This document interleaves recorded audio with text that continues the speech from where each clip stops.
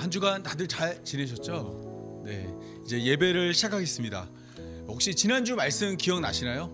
지난주에 우리는 요셉의 초대로 가나안에서 애굽으로 온 야곱의 가족들을 살펴봤습니다. 이때 그들을 요셉은 고센 땅에 살게 하기 위해서 여러 가지 계획을 세웠습니다. 그 중에 하나가 바로 앞에 섰을 때 어떻게 말해야 할지를 알려줬습니다. 하나님 앞에 우리가 섰을 때 예수님도 우리에게 할 말을 알려주십니다. 우리가 죄를 지어 아버지 앞에 섰을 때 우리에게 대언자가 있으니 곧 의로우신 예수 그리스도라고 말하고 있습니다. 우리가 여기서 다 죽게 되면 결국에는 다 하나님 앞에 갈 겁니다.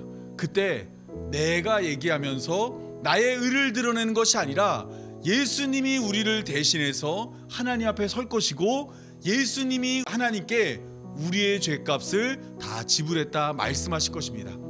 이러한 은혜를 의지해서 오늘 예배로 나아갔으면 좋겠습니다. 우리를 구원하기 위해 자신을 십자가에 던지시고 또한 우리를 구원하기 위해 자신의 전부를 주신 그 하나님을 찬양하고 예배하며 경배하는 시간이 되었으면 좋겠습니다. 이 시간 제가 기도하고 찬양하고 예배하도록 하겠습니다. 우리를 예배의 자리로 불러주신 하나님 감사합니다. 한 주간 너무 많은 죄를 지었습니다. 하나님을 찾지 않고 하나님을 찬양하지 못했으며 하나님과 대화하지 못했습니다.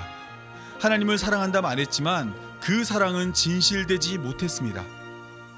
하지만 그럼에도 불구하고 우리를 향한 사랑을 거두지 않고 한 번 사랑하면 끝까지 사랑하는 하나님의 사랑으로 우리를 예배의 자리로 불러주신 감사합니다.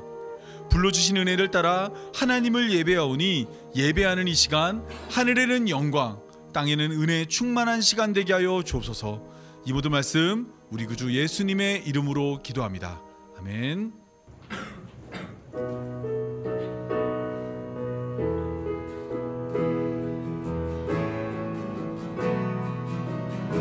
함께 찬양하겠습니다. 달고 묘한 그 말씀 생명의 말씀은 귀한 그 말씀 진실로 생명의 말씀이 나의 길과 믿음 밝히 보여주니 아름답고 귀한 말씀 생명샘이로다. 아름답고 귀한 말씀 생명샘이로다. 귀한 주님의 말씀은 귀한 주님의 말씀은 내 노래 되도다.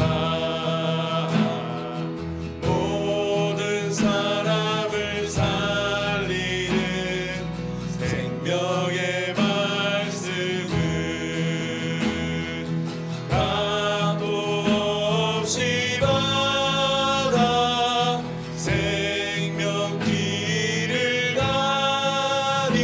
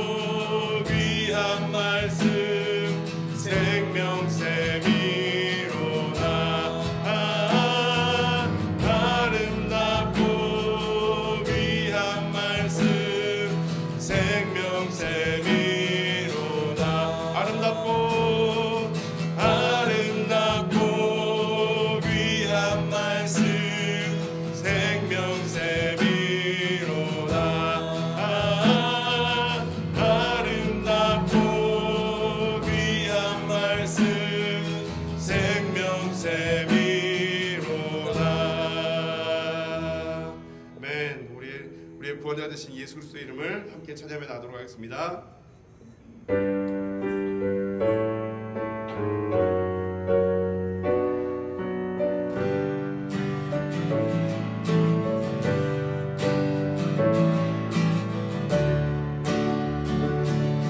모든 이름 위에 뛰어난 이름 예수는 주 예수는 주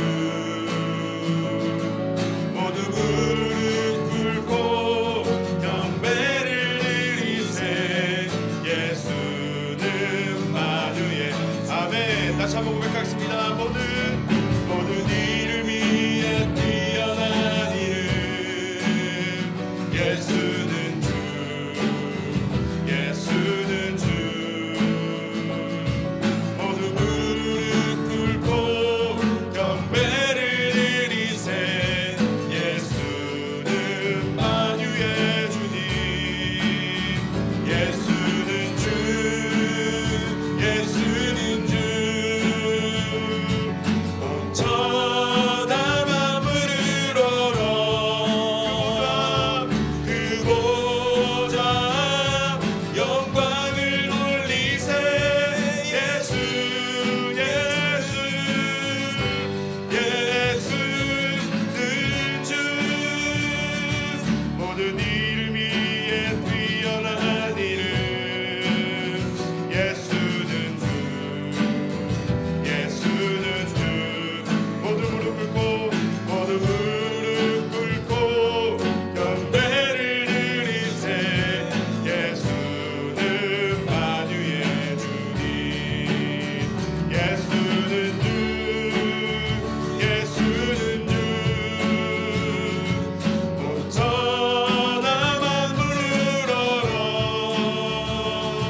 그보다 영광을 올리세 예수 예수 예수는 주 예수는 주 예수는 주온 천하 만물을 얼어 그보다 영광을 올리세 예수 예수 예수는 주 예수는 주 예수는 주온 천하 만물을 얼어 그보다 영광을 올리세 예수 예수 예수는 주 예수는 예수는 주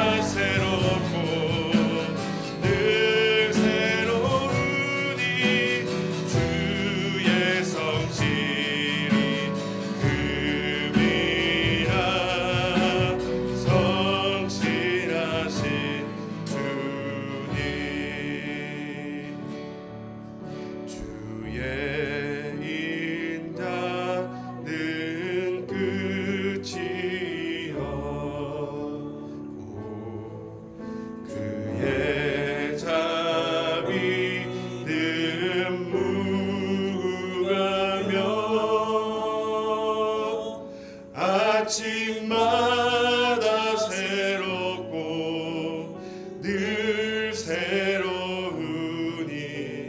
주의 성실이 금이라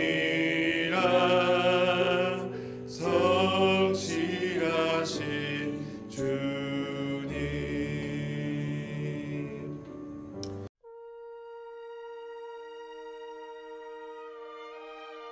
사랑과 은혜가 풍성하신 하나님, 창세전부터 계획하신 우리를 향한 구원의 약속을 이끌어 가시는 하나님께 찬양과 영광을 올려드립니다. 죄인된 저희가 주님 앞에 설 수 있는 것은 오직 주님의 크신 은혜임을 고백합니다. 십자가에서 흘리신 그리스도의 보혈로 인해 저희가 구원을 받았음을 기억하게 하시고 그 구속의 은혜가 우리의 삶의 중심이 되게 하여 주시옵소서. 죄로 인해 에덴에서 쫓겨난 우리를 요셉 한 사람으로 은혜를 입어 양식이 있는 고센으로 인도하심을 감사드립니다. 영원한 하늘 본향을 가리키는 그림자임을 기억하며 가야 할 땅이 있음을 바라며 사는 이 땅의 나그네 삶이 되길 원합니다. 여전히 이 땅의 문제와 어려움들이 해결되어 이곳이 하나님 나라 같았으면 하는 마음이 듭니다. 함께 하나님 말씀을 보며 여기가 아니라 가야 할 땅이 있음을 기억하게 하여 주시고 우리의 시선이 이 땅의 일시적인 것들에 머물지 않도록 모든 지각에 뛰어난 하나님의 평강이 그리스도 예수 안에서 우리의 마음과 생각을 지켜주시옵소서. 오늘도 야곱의 이야기 속에서 하나님의 구원의 뜻을 깨닫게 하여 주시고 우리의 허물을 덮어 은혜로 구원하시는 하나님의 사랑을 배우게 하여 주시옵소서. 이 모든 말씀 우리를 구속하신 예수 그리스도의 이름으로 기도드립니다.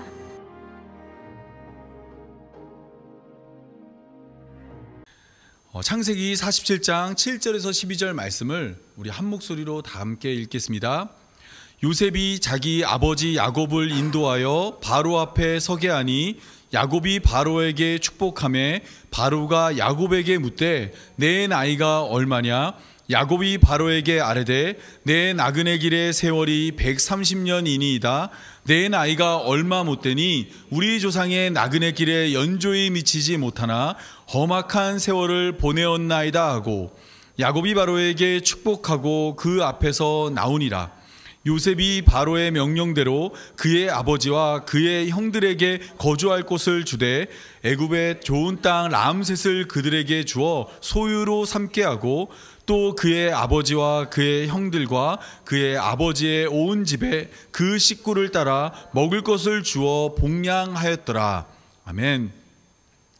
네, 오늘은 요셉의 초대로 애굽에 오게 된 야곱의 가족들에 대한 이야기를 살펴보려고 합니다. 지난주에 우리는 요셉이 그의 형제 중에서 5명을 선택하여 애굽의 바로와 대화를 나누게 하였습니다. 이때 애굽의 바로는 요셉의 형들 5명에게 직업이 무엇인지 물어봤습니다. 이 5명의 형제들은 그들의 직업을 목축하는 자라고 말했어요. 오늘은 애굽의 바로가 야곱이라는 요셉의 아버지를 만나 그와 대화하는 장면을 볼 수 있습니다. 애굽의 바로가 야곱에게 어떤 질문을 했고 또 야곱은 애굽의 바로에게 어떤 대답을 했는지 함께 살펴보도록 하겠습니다. 이 첫 번째로 오늘 본문 7절에서 8절을 보면 이렇게 기록되어 있습니다. 요셉이 자기 아버지 야곱을 인도하여 바로 앞에 서게 하니 야곱이 바로에게 축복하며 바로가 야곱에게 묻되 내 나이가 얼마냐 물어봤습니다. 이전에 이 애굽의 바로가 요셉의 형들에게는 무엇을 물어봤다 그랬죠? 직업을 물어봤어요. 그런데 이번에는 야곱을 보고 첫 번째로 물어본 것이 무엇이냐면 내 나이가 얼마냐입니다. 이후로는 그 어떤 질문도 하지 않았습니다. 그렇다면 애굽의 바로가 야곱에게 궁금한 것은 딱 하나입니다. 무엇이 궁금했죠? 그의 나이가 궁금했던 것입니다. 애굽의 바로는 야곱을 보자마자 딱 한 생각밖에 들지 않았어요. 이 사람이 몇 살일까가 궁금했던 겁니다. 그래서 애굽의 바로에게 야곱은 대답을 합니다. 9절입니다. 야곱이 바로에게 아뢰되 내 나그네 길의 세월이 130년이니이다. 내 나이가 얼마 못되니 우리 조상의 나그네 길의 연조에 미치지 못하나 험악한 세월을 보내었나이다 라고 답했습니다. 여러분, 이 이야기를 들었을 때 애굽의 바로는 어떤 생각이 들었을까요? 지금 야곱이 자신의 나이를 몇 살이라고 말했죠? 야곱이 내 나이는 130세라고 이야기했습니다. 이 이야기를 들었을 때 애굽의 바로는 놀랄 수밖에 없었습니다. 왜냐하면 창세기 6장 3절에 의하면 하나님은 홍수 후에 이 땅에 있는 모든 사람의 나이를 120세로 제한했습니다. 제가 읽겠습니다. 여호와께서 이르시되 나의 영이 영원히 사람과 함께하지 아니하리니 이는 그들이 육신이 됨이라. 그러나 그들의 날은 120년이 되리라. 이 홍수 전의 인간들은 대부분의 사람들이 900세 이상을 살았습니다. 그런데 홍수 후에는 600세, 500세로 나이가 줄었어요. 그 후에는 200년 전으로 하나님이 택한 자들이 살았습니다. 데라라는 아브라함의 아버지가 205세를 살았고, 아브라함이 175세를 살았고, 이삭이 180세를 살았습니다. 그리고 야곱이 현재 130세를 살고 있어요. 그러니까 하나님이 택한 백성들이 100세가 넘는 것은 아무 일도 아닙니다. 역사와 고고학적 자료를 살펴보면 애굽의 당시 평균 나이는 30세에서 40세입니다. 왜 30세에서 40세냐면 대부분의 아이들이 태어나자마자 죽었어요. 우리나라도 아이가 태어나서 100일 동안 살면 그 삶이 길어졌다고 해서 100일 잔치를 하는 것처럼 애굽에도 마찬가지로 아이가 태어나면 금방 죽다 보니까 애굽의 평균 나이는 30세에서 40세였습니다.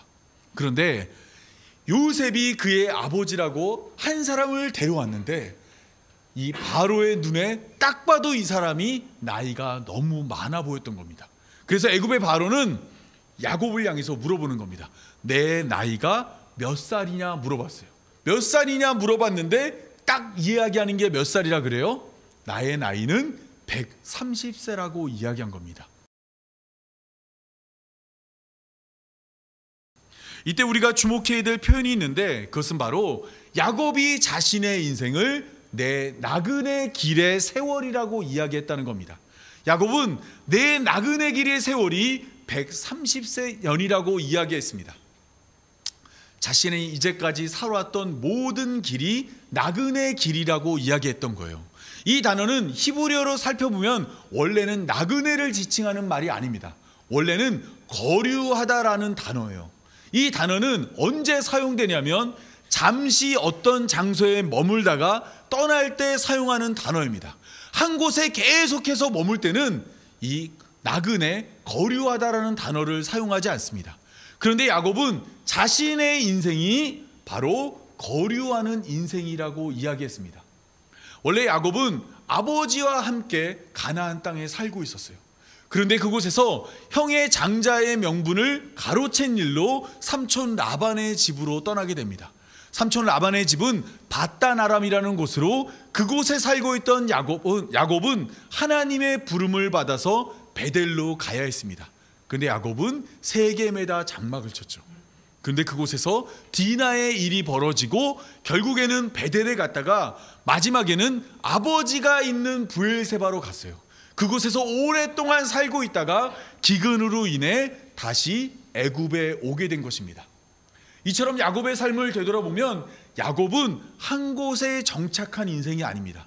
하나님이 야곱의 인생을 계속해서 이곳에서 저곳, 저곳에서 이곳으로 계속해서 인도하며 살았던 거예요. 이러한 야곱은 자신의 나이를 이야기하면서 우리 조상들의 나그네 길의 연조에 비하면 내 나이는 아무것도 아니라고 이야기했습니다. 여기에 나와 있는 연조는 이 세월, 나이를 의미하는 단어입니다. 그러니까 애굽의 바로가 당신이 몇 살입니까? 라고 물어봤어요. 나 130세인데 그런데 내 나이는 내 조상들의 나이에 비하면 아무것도 아니야. 보잘것없는 나이라고 이야기했습니다. 야곱이 이렇게 이야기한 이유는 당시에 고대 근동 사회에서 장수한다는 것, 오래 산다는 것은 어떤 의미가 있냐면 신의 축복을 받은 것입니다. 애굽의 바로는 오래 사는 것에 관심이 많았어요. 왜냐하면 그는 절대 권력을 누리고 있었고 원하는 것은 무엇이든지 손에 넣을 수 있으며 하고 싶은 것을 마음대로 할 수 있는 사람이었습니다. 그런데 그 삶이 30년, 40년밖에 안 되면 너무 아쉬울 거 아니에요. 제가 이제 역사 자료를 찾아보니까 애굽의 바로 중에서 가장 오래 산 사람으로 나오는 것이 람세스 2세인데 그 사람은 90세를 살았습니다. 그렇다 보니까 애굽의 바로는 오래 사는 삶에 관심이 많았어요. 그래서 애굽의 바로가 죽고 나면 그 사람의 시체를 뭐로 만들어요? 미라로 만드는 거예요. 미라로 만들어서 영원히 다시 사는 삶을 추구했던 겁니다. 이러한 애굽의 바로가 야곱에게 나이를 물었고 그 나이를 대답하면서 야곱은 내가 130세인데 우리 조상들에 비하면 내 나이는 아무것도 아니라고 말했어요. 이것은 내가 믿고 있는 하나님, 그 하나님의 축복을 받으면 이 정도 사는 것은 일도 아니라는 말입니다. 다시 말해서 오늘 본문을 통해서 야곱이 자신의 나이를 밝히고 있는 것은 내가 믿고 있는 하나님이 나에게 어떤 복을 주는 분인지 소개하고 있는 거예요. 그래서 내 나이는 130세고 우리 조상들의 나이는 이것보다 훨씬 많다고 이야기하는 겁니다. 이것을 알 수 있는 것은 야곱이 그의 조상들을 소개할 때 나의 조상이라고 말하지 않았어요. 오늘 본문에 뭐라고 되어 있어요? 우리 조상이라고 되어 있는 겁니다. 우리들이 믿고 있는 그 하나님의 복을 받은 우리 조상들은 130세는 우습게 사는 사람들이라고 이야기한 겁니다. 여러분, 애굽의 바로가 이런 이야기를 들었을 때 어떤 마음이 들었을까요? 인간이 아주 나약한 면이 하나 있는데 어떤 거냐면 다른 사람이 이런 거에서 잘 됐다 그러면 그거 하고 싶은 거예요. 제가 예전에 교회에 다단계 같은 교회 세미나를 한번 간 적이 있거든요. 어떤 목사님이 어떤 방법을 했더니 교회가 부흥했다는 거예요. 그 목사님이 제일 많이 했던 말이 뭐냐면 멸치와 성도는 볶아야 제맛이다. 성도를 들들 볶으라는 거예요. 전도해와라, 전도해와라. 그리고 전도 안 해오면 교회 이제 앞에다가 이름 써놓고 장로님은 몇 명 작정했는데 몇 명밖에 못했다. 누구 성도는 5명 전도하기로 했는데 2명밖에 못했다. 이런 거를 매주 소개해서 성도들을 들들 볶으면 교회에 부흥한다라는 겁니다. 너무 사실 제가 볼 때 너무 이상한 건데 그 목사님이 그렇게 말을 하고 다른 교회 목사님이 나오는 거예요. 우리 교회도 이렇게 했더니 교회가 늘었습니다. 또 좀 있다가 다시 어떤 분이 나오더니 우리 교회도 이거 했더니 잘 됐습니다. 이런 얘기를 하는 겁니다. 그랬더니 갑자기 목사님들이 펜을 꺼내들면서 받아 적기 시작하고 어떻게 해야 교회가 부흥하는지를 막 이야기를 듣고 있었어요. 근데 저랑 같이 갔던 이 부목사님 한 분이 계셨거든요. 이분은 굉장히 깊이 다단계에 빠지셨던 분입니다. 근데 가만히 듣고 있다 이분이 하시는 말이 뭐냐면 이거 다단계 세미나에서 내가 들었던 방식이랑 똑같은데 다단계에서 누가 이렇게 했더니 돈을 벌었더라 하면서 다음 분이 나온 다음에 자기가 돈 번 이야기를 해줘요. 그러면 또 다른 사람이 나와서 또 돈 번 이야기를 해줘요. 그러다 보면 거기 있는 사람들이 다 뭐예요? 우리도 저렇게 하면 돈을 벌 수 있다는 생각 속에서 다 사람들이 거기 물건을 사더라는 겁니다. 마찬가지로 오늘 본문이 소개하고 있는 야곱은 내가 믿고 있는 하나님을 따랐더니 나는 물론이고 우리 조상들은 이렇게 오래 살았다라고 이야기했어요. 이 이야기를 들었을 때 애굽의 바로는 귀가 쫑긋했을 것입니다. 어떻게 하면 그렇게 오래 살 수 있지? 내가 지금 누리고 있는 이 권력을 어떻게 해야 더 오랫동안 차지하며 내가 행사할 수 있지? 하며 야곱의 말에 귀를 기울였을 것입니다. 그런데 야곱이 그러한 애굽의 바로에게 이러한 이야기를 합니다. 우리 조상의 나그네 길에 연조에 미치지 못하나 험악한 세월을 보내었나니 이렇게 이야기합니다. 자신이 이렇게 오래 살았지만 내 삶은 험악한 세월이라고 이야기했어요.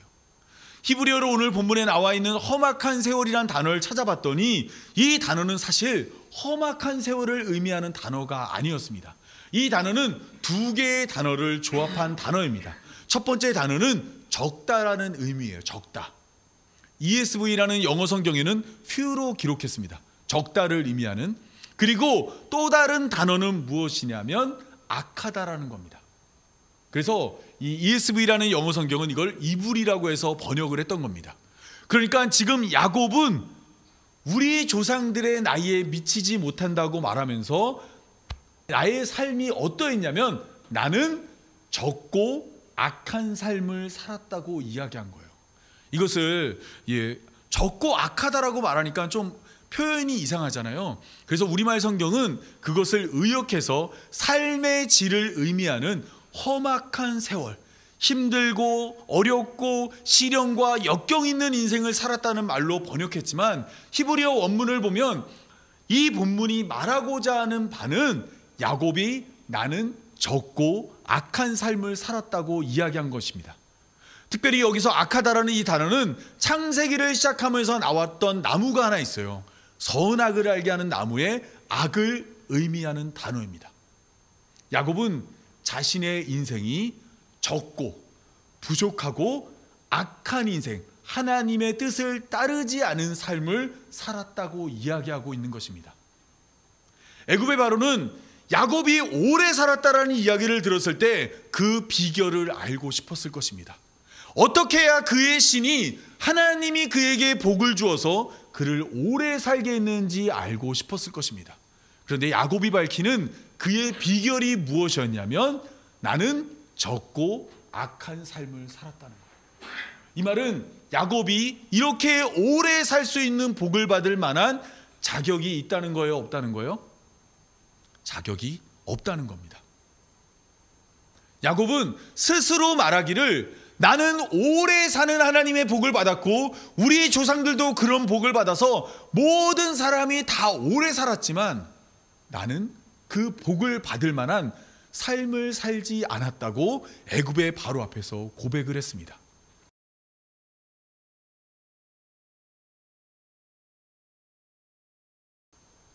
여러분, 이것은 매우 중요한 문제입니다. 야곱의 삶을 살펴보면 야곱은 복에 집착한 인생을 살았습니다. 어머니 뱃속에서 태어나는 이야기를 소개할 때 잘 생각해 보시면 리브가가 쌍둥이를 베서 태어나는데 이 형 에서가 먼저 나왔어요. 그때 야곱이 형의 발꿈치를 잡고 나왔습니다. 왜냐하면 장자의 축복을 받기 위해서입니다. 그리고 성장하면서 형에게 팥죽과 떡 하나를 가지고 장자의 명분을 달라고 이야기해서 장자의 명분을 샀던 자입니다. 그리고 아버지가 눈이 어두울 때 형으로 위장해서 형의 축복을 가로챘던 자입니다. 그리고 야복나루 앞에서 하나님하고 씨름할 때 야곱은 하나님이 나에게 복을 주지 아니하면 절대 하나님을 놓아주지 않겠다고 이야기했어요. 야곱의 인생은 철저히 복에 집착한 인생이었습니다. 복을 받기 위해 살았고 복을 주지 않으면 절대 하나님도 나를 이길 수 없다 하면서 끝까지 하나님과의 싸움을 승리로 이끈 사람이 바로 야곱입니다. 야곱은 이처럼 복을 좋아하는 사람이었어요. 그런데 그러한 그가 이제 애굽에 들어가면서 고백하기는 나는 원래 자격이 없는 자인데 하나님이 나에게 복을 부어 주었다 이야기한 것입니다. 여러분, 실제로 하나님은 야곱이 자격이 없음에도 그에게 복을 베푸시는 분입니다.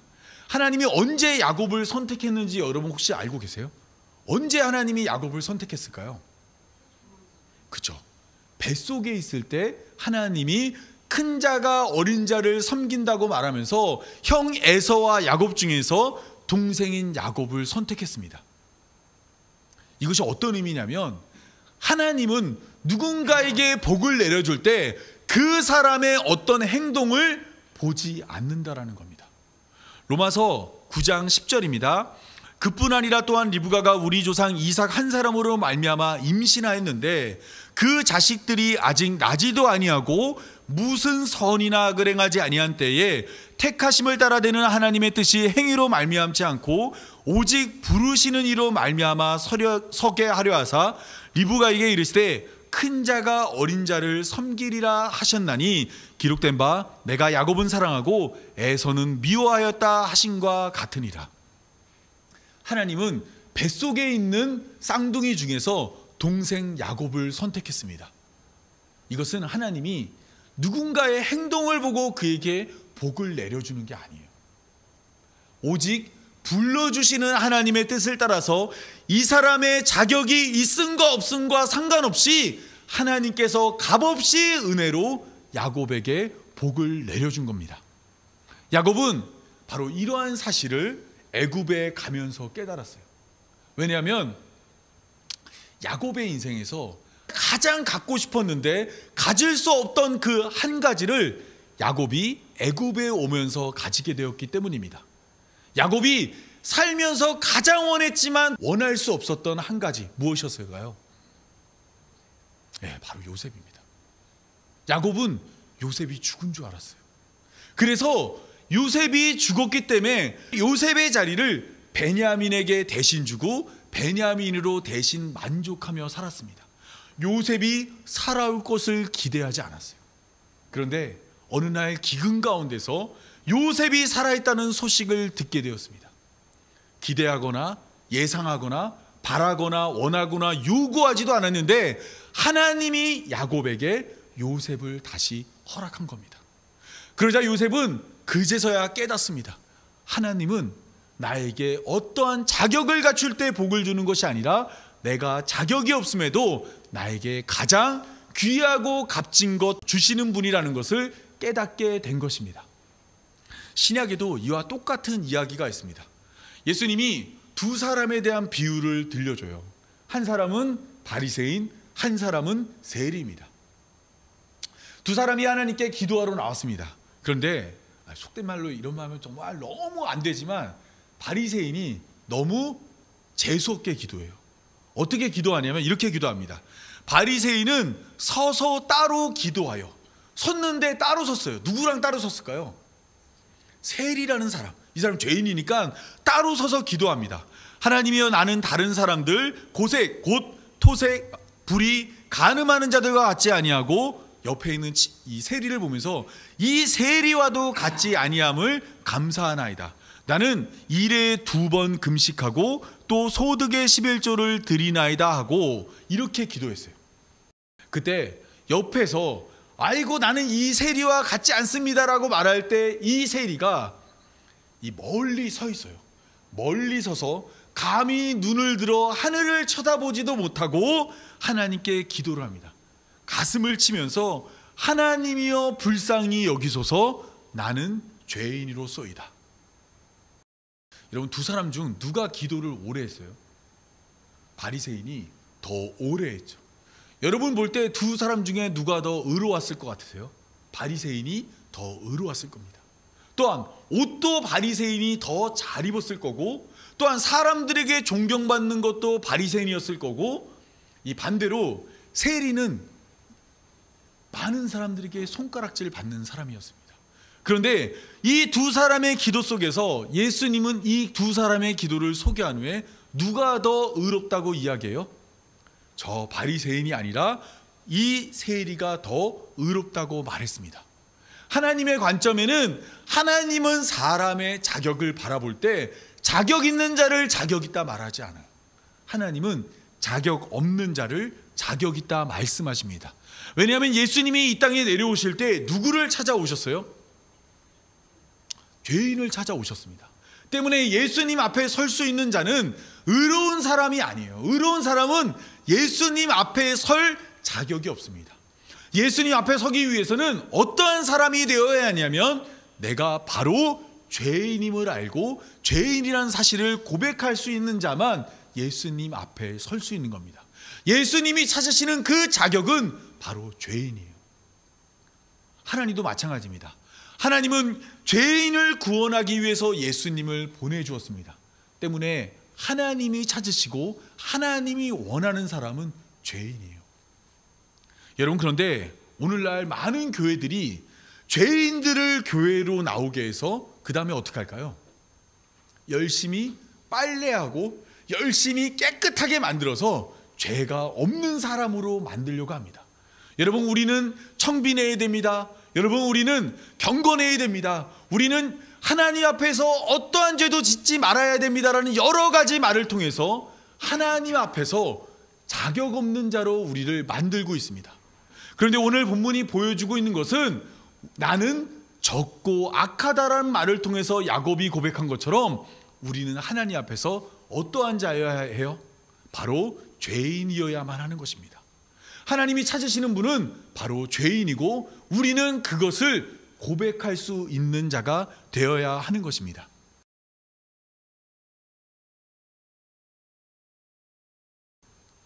여러분, 이것을 깨달은 야곱의 인생은 완전히 달라졌어요. 어렸을 적부터 머릿속에는 복을 얻어야 한다는 생각밖에 없었어요. 그런데 야곱의 인생이 창세기 47장 오늘 본문을 시작으로 완전히 달라진 모습을 보여줍니다. 오늘 본문을 보면 야곱은 애굽의 바로를 만나자마자 어떠한 일을 하면 야곱이 바로에게 축복을 했습니다. 야곱이 바로를 만나자마자 복을 나눠준 거예요. 그리고 야곱이 바로와 대화를 마치고 집으로 돌아갈 때도 애굽의 바로에게 야곱이 축복을 했습니다.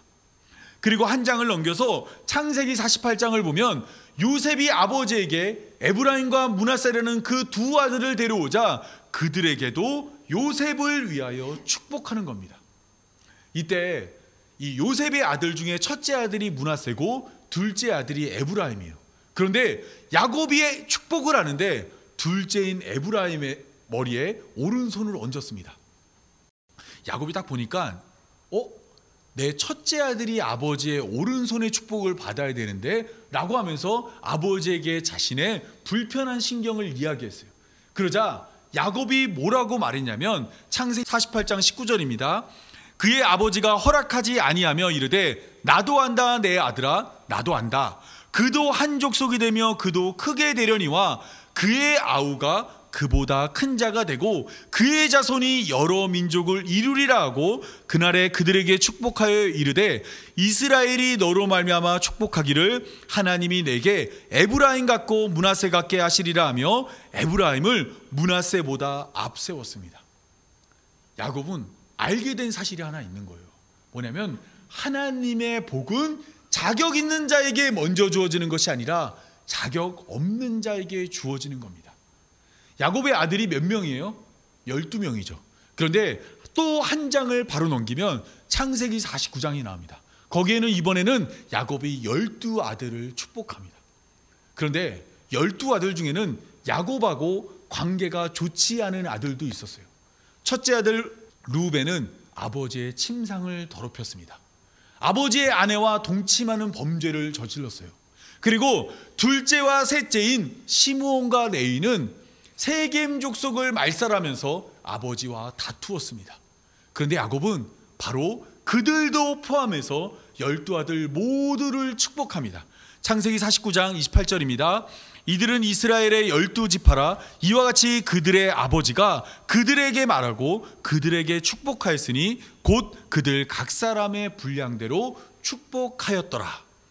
이번에도 야곱은 자격 없는 자들에게도 그들에게 복을 나누어 주는 일을 하였습니다.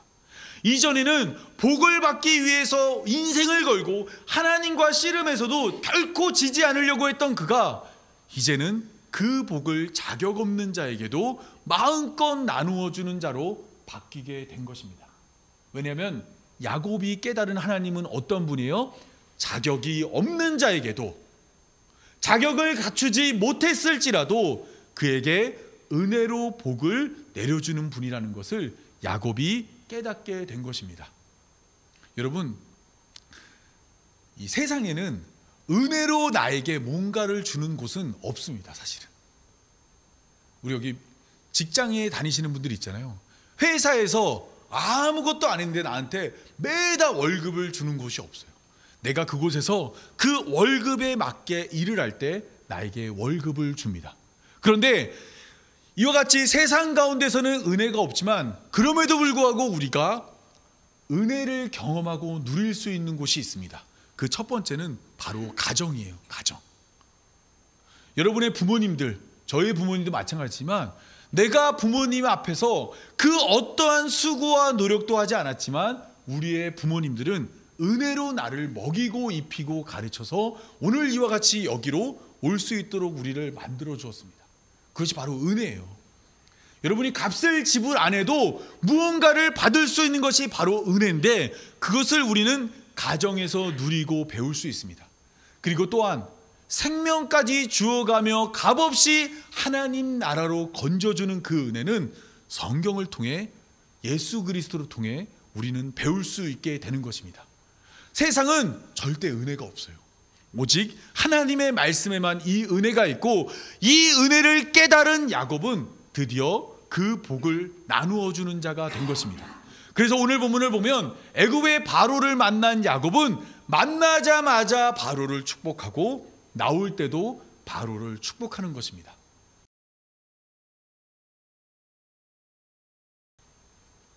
우리 히브리서 7장 7절을 한번 읽어보겠습니다. 다 같이 읽겠습니다. 논란의 여지 없이 낮은 자가 높은 자에게 축복을 받느니라. 히브리서에 보면 논란의 여지가 없대요. 낮은 자가 높은 자에게서 축복을 받습니다. 자, 그러면 여러분, 애굽의 바로와 야곱 사이에서 누가 더 높은 사람이죠? 우리가 세상적인 가치로 봤을 때는 당연히 애굽의 바로가 더 높습니다. 잘 보시면 애굽의 바로는 당시의 모든 곳이 기근으로 먹을 것이 없을 때 유일하게 애굽에만 양식이 있었어요. 그리고 그 애굽을 다스리는 자가 바로 바로였습니다. 바로는 이 애굽에서만 가장 높은 자가 아니라 전 세계에서 가장 높은 자예요. 인간들을 모두 한 줄로 나열해서 권력 순서대로 줄을 세우면 제일 앞에 서야 하는 사람이 애굽의 바로입니다. 그런데 야곱은 지금 어떤 사람이에요? 야곱이 애굽에 온 이유가 뭘까요? 네, 먹을 것이 없었어요. 그래서 야곱이 기근 2년 차에 뭐라 그러냐면, 야, 우리가 애굽에서 가져온 음식도 다 떨어졌고 좀 있으면 우리 다 굶어 죽게 생겼다. 빨리 가서 애굽 가서 양식 가져와라고 말할 정도로 거렁뱅이처럼 모든 것을 잃고 줄임배를 움켜쥔 사람입니다. 그런데 그러한 야곱이 바로를 보자마자 축복하고 바로와 헤어질 때도 축복했습니다. 히브리서 7장 7절에 의하면 논란의 여지 없이 둘 중에 누가 더 높은 사람일까요? 야곱이 더 높은 사람이에요. 야곱이 바로를 축복했으니까 논란의 여지 없이 야곱이 애굽의 바로보다 높습니다. 그러면 애굽의 바로보다 야곱이 높은 건 뭐가 있을까요? 돈이 많을까요? 맞아요. 제가 이거 한참 뒤에 얘기했는데 벌써 얘기하시면 제가 앞에 깔아놓아야 될 게 다 날아가는데 큰일 났네요. 네, 돈도 애굽의 바로가 많았죠. 그리고 땅도 더 많았어요. 양 가축은 어땠을까요? 가축도 애굽의 바로가 훨씬 더 많았을 것입니다. 야곱이 애굽의 바로보다 많은 것은 오늘 본문이 소개하고 있는 것처럼 딱 하나밖에 없어요. 나이밖에 없습니다. 나이. 우리가 싸울 때 그러죠. 나이 많이 처먹어서 좋겠다 야.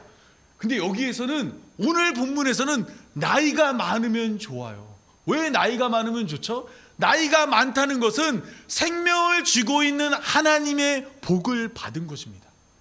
그렇다면 야곱이 애굽의 바로보다 나은 것은 나이를 통해서 드러나는 하나님의 복이 누구에게 임하고 있는 거예요? 야곱에게 임하고 있는 겁니다. 야곱은 이러한 사실을 알았기 때문에 내가 너보다 더 나은 자로서, 더 높은 자로서 너를 축복한다 하고 애굽의 바로를 만나자마자 축복하고 헤어질 때도 다시 한번 복을 빌어준 것입니다.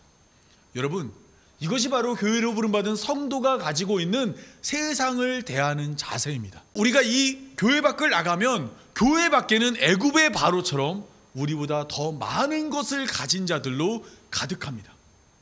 우리는 정말로 세상 사람들과 키를 재면 그들보다 나은 것이 많이 없습니다. 오죽하면 이 바울이 고린도전서 1장 26절에서 29절에 그 교회 성도들을 향해서 이렇게 얘기해요. 형제들아, 너희의 부르심을 보라. 육체를 따라 지혜로운 자가 많지 아니하며 느간 자가 많지 아니하며 문벌 좋은 자가 많지 아니하도다. 지금 바울이 교회를 향해서 뭐라 그래요? 형제들아, 너희 부르심을 보라. 육체를 따라 너희 머리 좋은 애도 별로 없다. 그리고 뭐 능력 있는 자도 많이 없다. 그리고 가문이 좋은 자도 별로 없다. 이렇게 얘기해요. 그러니까 잘났다는 거예요, 못났다는 거예요? 너네 못났다. 그렇게 이야기합니다. 그런데 다음 말이 바로 이것입니다. 그러나 하나님께서 세상에 미련한 것들을 택하사. 그러면 교회는 뭐 어떤 사람들이 모인 거예요? 미련한 사람들이 모인 거예요. 미련한 자들을 택하사 지혜 있는 자들을 부끄럽게 하시려고, 세상의 약한 것들을 택하사 강한 것들을 부끄럽게 하려 하시며, 하나님께서 세상의 천한 것들과 멸시받는 것들과 없는 것들을 택하사 있는 것들을 폐하려 하시나니, 이는 아무 육체도 하나님 앞에서 자랑하지 못하게 하려 하심이라. 여러분, 바울에 의하면 우리는 미련한 자들이고 약한 자들이고 세상에서 천한 자들이고 멸시받는 자들이고 없는 자들입니다. 마치 야곱이 나는 적고 악한 삶을 살았다 말한 것처럼 우리는 바로 그러한 자들입니다. 하지만 우리에게는 세상이 없는 한 가지가 있습니다. 그것이 바로 무엇이죠? 네, 예수 그리스도를 하나님이 우리에게 주신 것입니다. 이것은 세상의 기준으로는 세워지지 않고 보이지 않고 그 가치를 판가름할 수 없지만, 언젠가 모든 사람이 정한 때가 되어 하나님의 부름 앞에서 하나님 앞에 섰을 때 우리는 하나님으로부터 가장 큰 것을 받은 거예요. 우리가 가지고 있는 이 예수 그리스도의 능력과 힘이 어떠한 가치가 있는지를 알고 살아야 하는 것입니다. 지금은 그것이 아무짝에도 쓸모없는 것처럼 보이지만, 우리가 하나님 나라 갔을 때 그 문을 열 수 있는 유일한 키는 예수님밖에 없습니다. 따라서 지금 우리가 그것을 가지고 있다면 오늘 세상 가운데서 우리는 작아 보일지 모르지만 하나님 나라에서는 가장 큰 자입니다. 마치 애굽의 바로 앞에 서 있는 야곱의 초라한 모습처럼 살고 있지만, 야곱이 담대함을 가지고 애굽의 바로를 축복한 것처럼 오늘 우리도 다른 이에게 복을 나누어 줄 수 있는 자가 돼야만 하는 것입니다. 여러분, 제가 사실 전도하라는 얘기를 잘 안 해요. 왜냐하면 많은 사람들이 전도하라는 얘기를 하면 그것이 교회로 데려오란 이야기인 줄 알기 때문입니다. 그러나 우리는 교회로 데려오지 않아도 돼요. 정말 중요한 것은 무엇이냐면 이 도를 나눌 줄 알아야 하는 것입니다. 왜냐하면 하나님께서 나를 세상 가운데서 야곱처럼 큰 자로 만들어 주었기 때문에 그래요.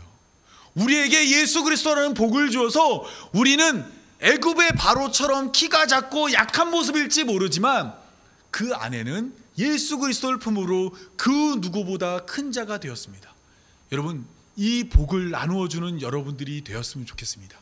예수 그리스도를 나눔으로 나만 예수님을 믿는 것이 아니라 내 주변에 있는 모든 사람들이 이 복음을 깨닫고 진리를 깨닫고 은혜로 건져주는 하나님의 놀라운 사랑을 깨달아서 자격이 없음에도 하나님 나라에 들어가 함께 기뻐할 수 있는 성도 모든 분들이 되었으면 좋겠습니다. 자, 기도하고 오늘 말씀 맺도록 하겠습니다. 자격 없는 자에게 복을 허락하는 하나님, 우리는 야곱처럼 자격 없는 자들입니다. 하지만 그럼에도 불구하고 우리에게 예수 그리스도를 보내주어 세상이 알 수도 없고 줄 수도 없는 평안을 누리게 하신 감사합니다. 다른 사람보다 가진 것은 없지만 복이신 예수 그리스도를 가짐으로 세상 그 누구보다 큰 사람이 되었습니다. 받은 은혜를 따라 책임을 다해 복음을 증거하는 삶이 되게 하여 주옵소서. 입을 열어 우리의 구원이며 기쁨이며 생명이신 예수 그리스도를 전하게 하여 주옵소서. 자격 없는 자에게도 복을 허락하고 조건 없이 사랑하며 은혜가 차고 넘치는 하나님을 나누게 하여 주옵소서. 이 모든 말씀 우리의 복이신 예수 그리스도의 이름으로 기도합니다. 아멘. 함께 말씀을 기억하며 찬양하도록 하겠습니다.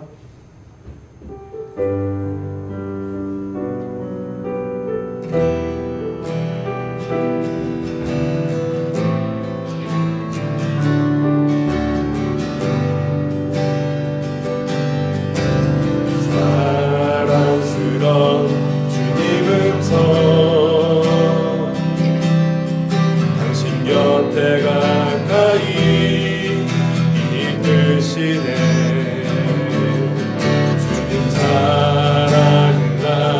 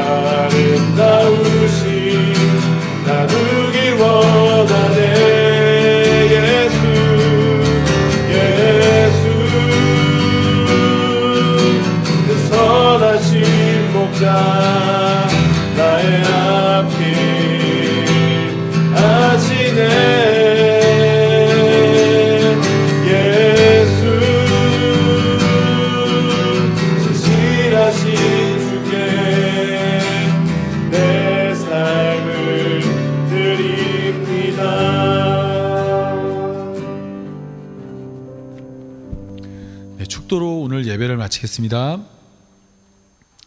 이제는 우리의 복이 되신 예수님의 은혜와 자격 없는 자에게 복을 허락하는 하나님의 사랑과 복된 삶으로 이끄는 성령의 인도하심이 논란의 여지 없이 다른 이와 복을 나누기 원하는 모든 성도들과 함께하길 간절히 축원하옵나이다.